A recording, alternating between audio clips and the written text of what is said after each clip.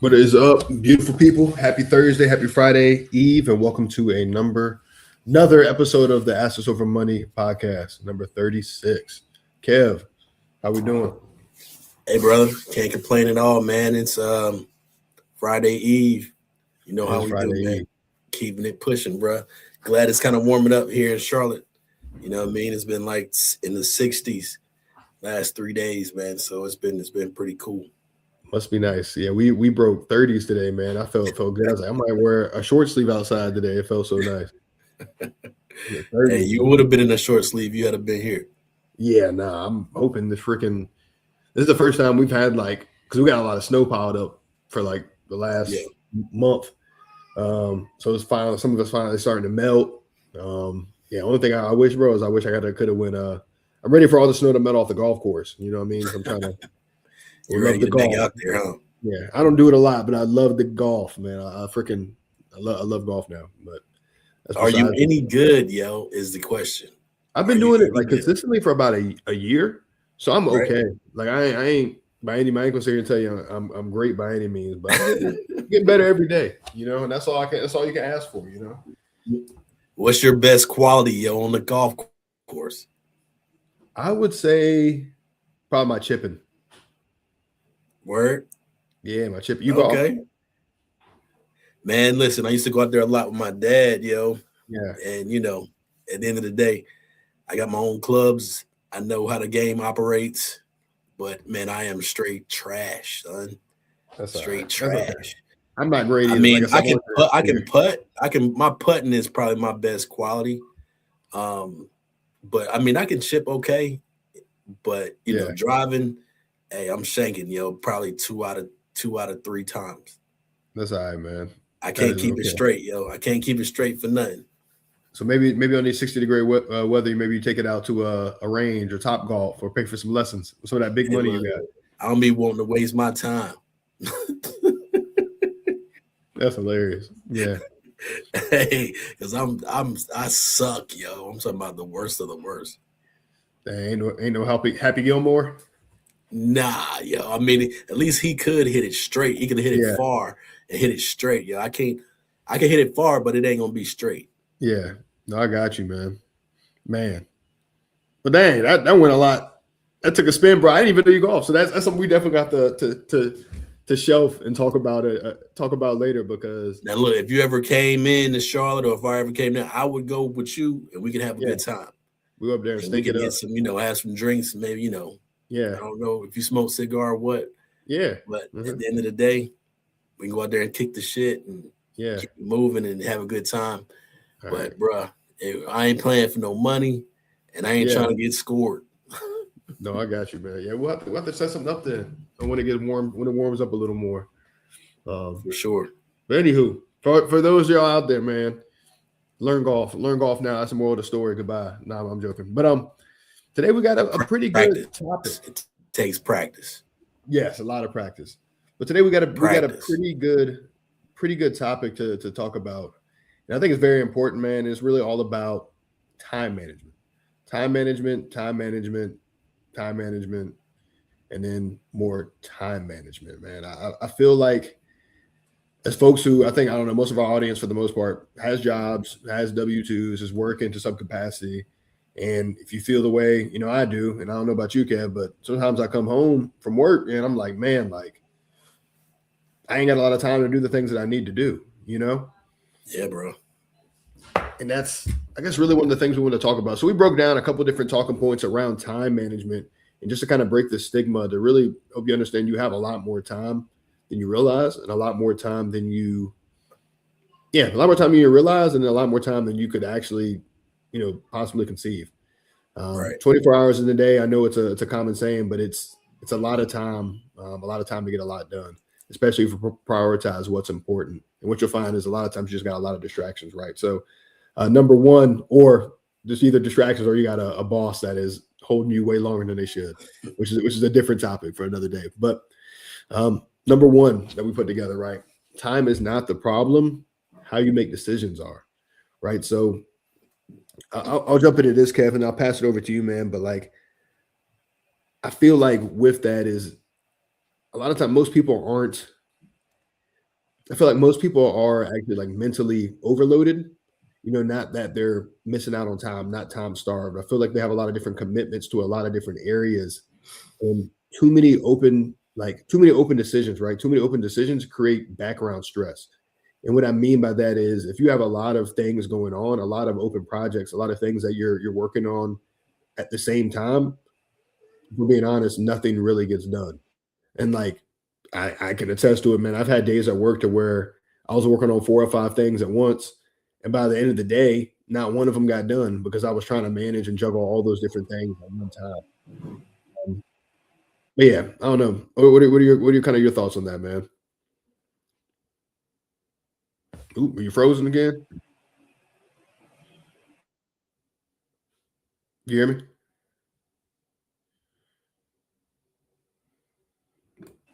Yeah. Oh, I hit my next one. Kevin. Have you still there, bro? Yeah, yeah. I don't know what's going on. Got that Boost Mobile.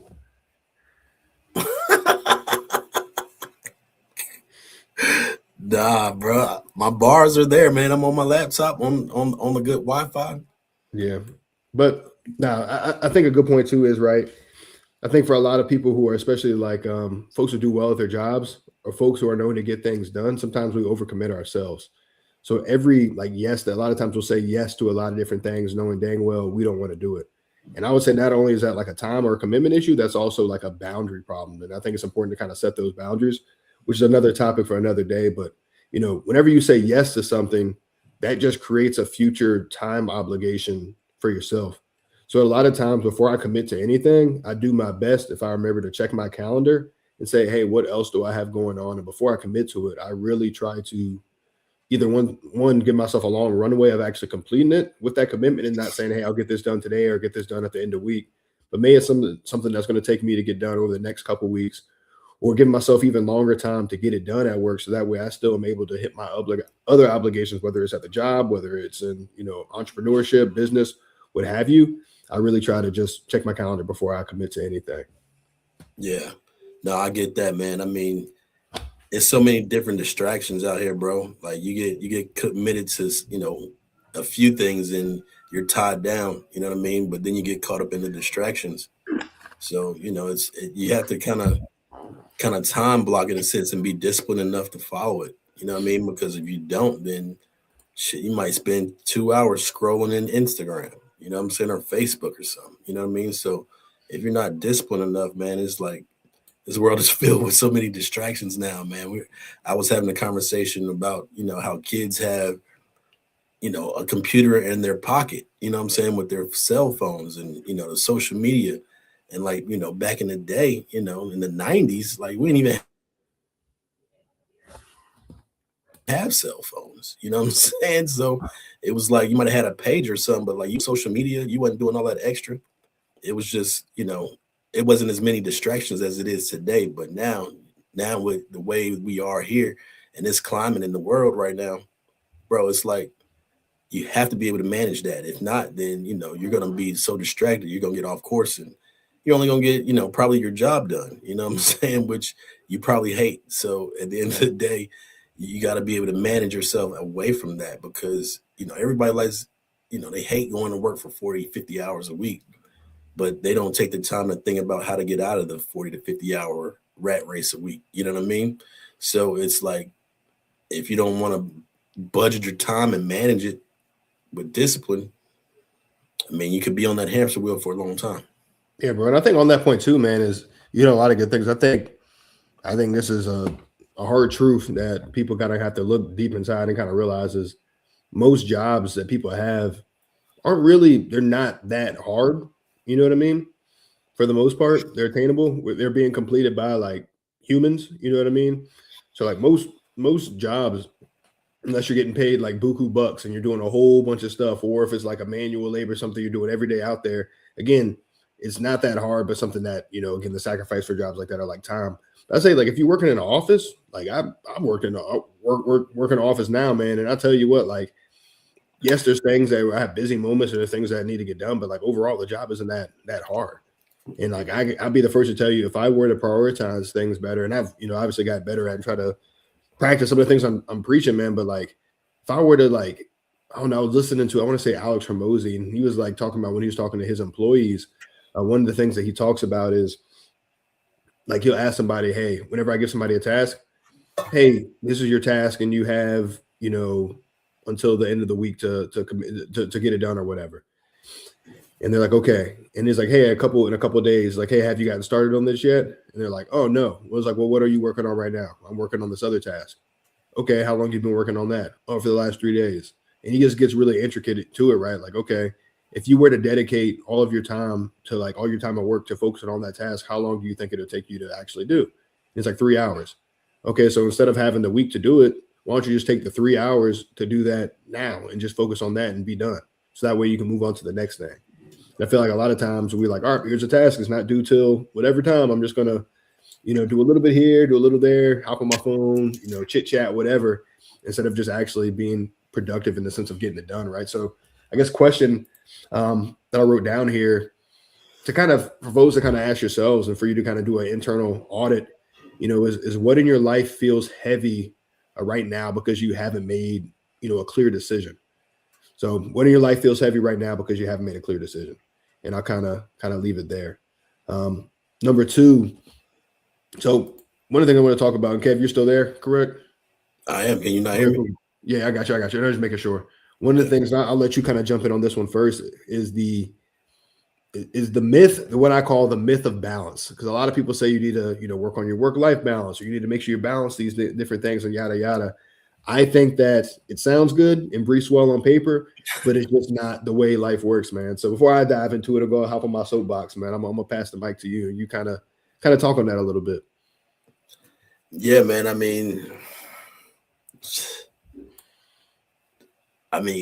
Dog.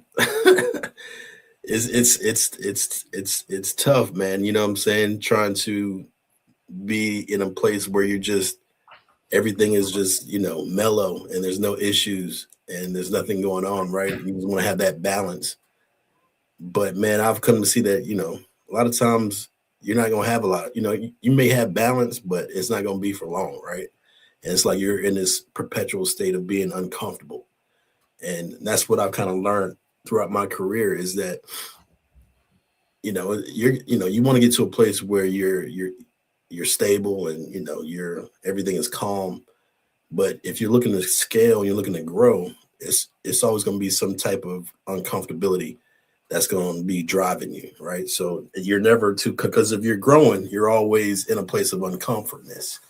And so that's what I've kind of found out throughout my journey is that if you're looking to grow, you're always going to be in a state of, you know, being uncomfortable. You know what I mean? If you're too comfortable, then you get lax and you kind of, you know, just okay with where you are. You know what I mean? But for the folks who are looking to grow and looking to scale, especially in business, you're always going to be in a state of uncomfortness. You know, I don't know if that's a word or not, but There it is now. Uncomfortability, right?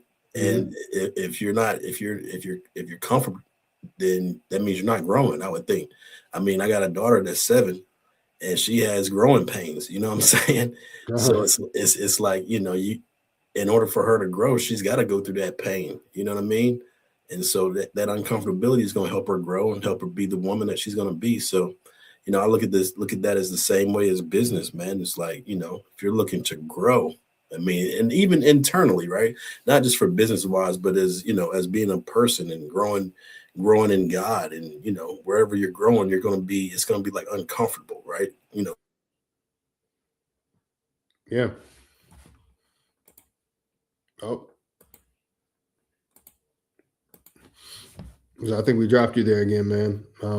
But now I kind of hear what you're saying, man. And I think, you know, with that, right, on the note of balance, I think that a lot of times folks will be like, hey, you need to have a work-life balance. Somebody who works hard, right? Hey, you need to balance, you know, your life more and all that kind of stuff. I just think that all that is just in itself just kind of false because it's just not the way that life works. And then number one, and then also like just number one, if to assume that there is balance, like to say that there is balance is to assume that things are equally like allotted time, which I just think that that's just not the case. And it's not the way life works, man. And to your point, like if you anytime you're trying to grow, there's going to be a place. You're going to be a place where things get hard, and you're going to be in an uncomfortable position, which is fine, and which is perfectly normal.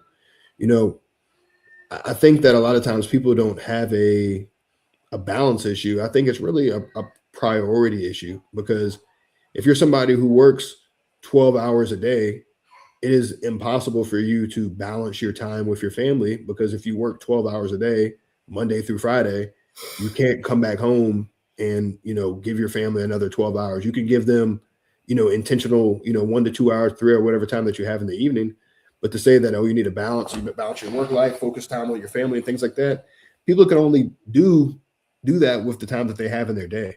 So I think it really comes down to, like, again, a priority thing. So, life moves in seasons, and, things such as, your faith, family, fitness, finances, stuff like that won't always receive, equal hours.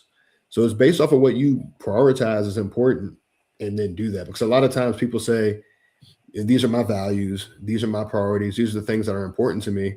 And usually what I say to that is, okay, well, let me see your calendar. And if your calendar doesn't reflect that, or like, if your calendar doesn't reflect that, then you can't. Those are just words that you're saying, but you don't actually, like, live it. They're like those folks who say that, I value tithing and all that kind of different stuff. And I was like, okay, well, let me see, your credit card statement. How often are you actually tithing? Yeah, like, have you actually been tithing, or is this just something that you say you do, and you giving, I give $5 at church? Are you giving your full 10%, or are you giving, $5? You know what I mean? Right. So I think it just comes down to a priorities thing, right? And you got to set them, man. You got to set those priorities, man. You know what I'm saying? I mean, again, you could be in that, 12-hour work day a week type mentality, even still. I mean, there's 24 hours in a day, you know what I mean? And they don't change. So if you're not managing that time and really putting forth that effort to make a difference or to make a change, man, you're going to be stuck. And, people hate being stuck. I know I do. So yeah, you got to keep moving, man. You got to keep prioritizing. And, for whoever is looking to do anything, whether it's lose weight, grow in God, grow your business, grow in yourself, you got to put yourself in that place of, being uncomfortable, man. So, just got to get used to it. I think Steve Harvey said that. I like it. Yeah. Yeah, man. Number 3, busyness is often avoidance. So I feel like, again, just people in general, man, I feel like a lot of times we overcommit on a lot of different things. Overcommit and underdeliver, or overcommit and will deliver, but we drive ourselves to a place that we really don't like. So, overcommitment can feel productive, but it's not. If you are working, again, if you're working on 5 different projects, and it's like, I'm trying to work on all these different things at once because I committed to these different people that I said I can do it, nothing's really getting done. Nothing is getting done. You're spending a lot of time in a lot of different areas thinking that you're working, but you're just busy. And it's just noise. And noise, it keeps people from confronting, like, their real, true priorities. So, like, there's simple fixes to that I think that, we all know that we just don't do. It's like, hey, when you start your week, if possible, if you have a grasp of what you're doing that week, write it down and say, hey, these are my priorities for the week. This is what I'm going to knock out, and then knock it out. And, like, I had to talk with somebody at work this week, and I was like, man, like, what if we just sat down, wrote all the stuff that we had to do on the board that we think we'd have to do for the next, obviously there's routine tasks, but if we sat down and wrote down all the things that we think that we have to do, or things that we want to do, and just take full time to just knock those things out one by one. We split the list. Like, I'll work on this, and this is what I'm going to work on, and I'm not doing anything else until this is complete. You know what I mean? You'd get through things so much faster that way than trying to balance 5 different priorities and knocking those out. And obviously this is easier said than done. Like, I fully understand that, because, people do have busy jobs, and people do have conflicting priorities and conflicting commitments all the time, based off of not only themselves and the things they put on themselves, but their bosses. You know what I mean? But I do think that there is you do have some control to focus your priorities on different things, even when you feel like you don't. You do have some control. And I think, true, like, some people just stay busy to avoid, like in the entrepreneurial space, man, some people stay busy to avoid, focus, or to avoid hard conversations, or to avoid success. And like, again, I'll pass it back to you, but a question to ask yourself is, what are some of the things that you're staying busy with? What are some of the things that you are kind of working on, the multiple projects that you're working on, that doesn't actually move, your life forward, or doesn't actually push the needle at your job, or doesn't actually push the needle to where you want to be?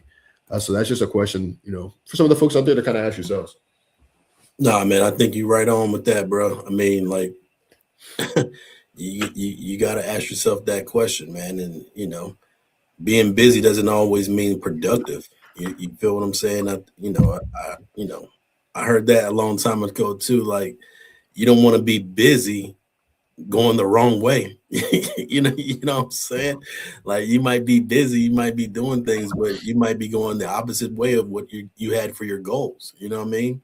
So keeping your goals in mind and really pushing the issue, man, because just because you're busy don't mean that it's productive. You know what I mean? You could spend time shit scrolling through Instagram and reaching out to people and sending messages and all kind of memes and reels. You could spend time doing all that, right? But at the end of the day, that's not going to help you get your cash flow goal. That's not going to help you get buy 2 or 3 more houses this year. At the end of the day, you got to stay focused on what the goal is, and that's why goals are important to keep, like, whether it's something that you can look at daily, or it's just something that that's, hey, this is my goal and this is what I'm.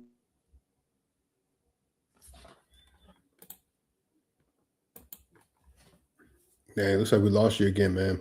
But no, that's again some things that I definitely agree with, man. It's important to have those goals and important to cut those distractions and work. Can you hear me? Yeah, I got you. You're back, man.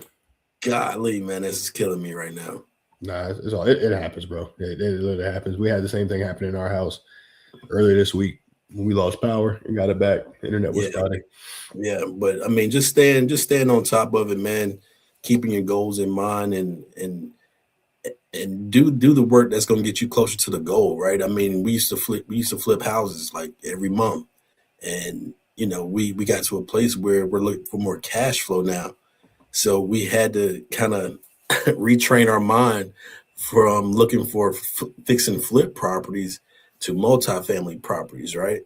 And we had to kind of convert ourselves, because what the goal was is not for get more big checks, but to increase our cash flow monthly, right? And so flipping a house and refinancing it, that's good. That's good and all, but it's not going to help us get to our goal fast enough. You know what I mean? So that's why I had to stop looking at single family and looking at more multifamily. And if I didn't have that as a goal, I would still be looking at single families every day. You know what I'm saying? Which is, it's not going to get me closer to a 50,000 a month goal. You know what I mean? Because you got to have a lot of single families to get to 50,000 a month and cash flow. You know what I'm saying? And I hope for everybody that's listening to me out there understands that. There's nothing wrong with doing single family properties. Nothing wrong with that. But at the end of the day, you want cash flow. And that's where my mind shift had to go from single family to multifamily, because once the light bulb moment happened and I started thinking about, hey, big checks are good, but they're getting taxed versus getting this, tax-free cash flow over here from multifamily, right? So it was kind of a mind shift, but it was a discipline that I had to kind of install in my own mind to not look at single families, you know what I mean? And focus on looking at multifamily. So at the end of the day, it's all about what the goal is, right? I mean, if you don't have any goals and you don't think you're going to be nothing, then keep doing whatever you're doing. Scroll on Facebook for 3 hours. Don't take care of your family, whatever. But if you got the goals in mind, you have the discipline. All you have to do is something like each week, we have to send out 2 LOIs. That's the goal for us. Send out 2 LOIs a week. I've already sent out 2 this week. You know what I'm saying? So, like, at the end of the day, we know that that's going to hit eventually. So the goal is just to keep cranking them out, looking at property, talking to brokers, staying disciplined on that side, because eventually it's gonna roll in. So, that's what I would say to the folks out there listening right now, is that, you can't get complicit with just being busy. If you have the goal in mind, you have to take those necessary steps daily and weekly to get there. Yeah. And there's a good books too that like I think reshifts focus because I don't want you guys to like confuse like work when you're working towards something. There's a lot of things that you have to do, and I even still find myself into it like now. Like I have, so y'all can see my desk. Like I got papers with like random notes to where I take notes and know where my brain works. I need to get better at right, but like I'll be writing notes here, knock out the stuff on there, and then start writing notes on like different pages and stuff like that. And it's like I had to, something I still work on, but it's like reshifting my focus, man, reshifting my mind. And there's a book called, The One Thing that is it's a good book. And it basically just talks about just focusing on one thing. And it's like, hey, what is the goal? All right. So starting from, backwards planning, okay, it's like if this is the big goal, what is one thing that I can do to like get to that goal? It's like, okay, I need this. All right, what is one thing that I do to achieve that? It's like I can just back it all the way down. So that way every step is one by one by one. And like you have a starting point of one thing that I need to do. So I try to prioritize, even though like on my note, I just need to just get a notebook and use that. Like on the list, like I write things in a certain order. And I was like, all right, this is my priority for the day or the week or the next couple of days. Knock that out, cross off the list, go to the next thing. And I think a good segue into the next piece is like, what are some things that, high performers do, as far as managing their time and things like that, right? Like, and some of the things that we've adopted, or some of the things at least that I've adopted that I've seen people who are successful do is like, number one, be the master of your calendar. So my wife and I, we have our own like Google Calendar synced. It is synced. We have, time allotted for like our family meetings. We have time allotted for like workouts, time allotted for, the different appointments we have, whether it's at work or whether it's here, time allotted for when I'm working on like real estate and things of that nature, just because it matters. It's like, if I can control my time, then like, for the most part, some things I can't, that can't control me, right? If I can tell my time where it's going to go preemptively, right? Like obviously work, I ain't getting out of work. I mean, it just is what it is. I'm not getting out of work right now. So when I'm at work, obviously I'm working and I'm focused on those things and I'm doing, completing the tasks that I'm told. But when I'm not in work, I'm focused on the things that, the Hanson family wants to focus on, right? And what we prioritize as being important. So we focus on that, right? I think another thing that high performers do is like, not only do they, manage their time, they do a good job of eliminating distractions. A lot of people who are super successful are really good at saying no to things because they're uber focused on their one goal.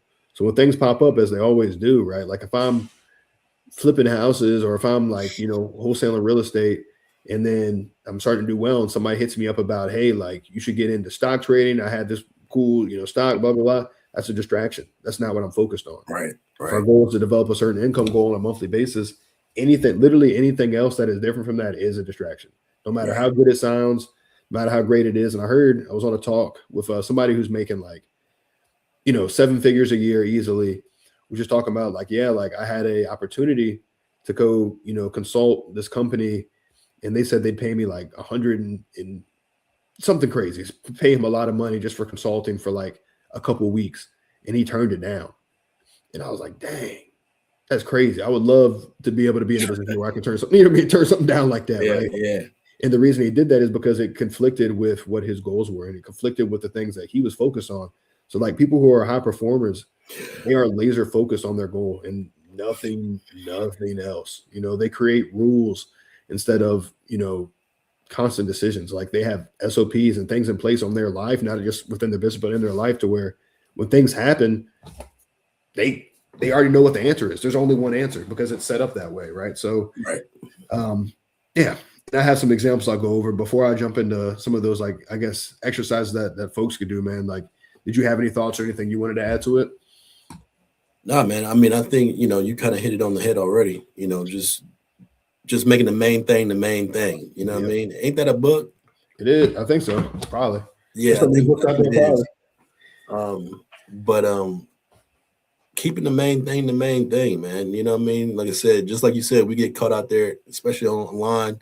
You see the shiny object syndrome, and you know what you're supposed to be focused on, and you end up trying to do something else. You know what I'm saying? Yeah. So just staying focused with it, staying on top of it, and let your goals be your goals, man. And if they're true, real goals, stay disciplined enough to do what you have to do to obtain it. You know what I mean? Because you can never obtain it being a jack of all trades. That's true. 100%. Oh, my fault. I thought you were about to add something else. No, bro, you 100%. You 100% right. Mic drop on that, man. Yeah. And some of the exercises. One of the things that was pretty impactful for me, and when I feel like I'm getting distracted or feel like there's times where I don't have time, I do what's called like the 24-hour audit. You know, obviously it ain't 24 hours because you sleep for a certain amount of time.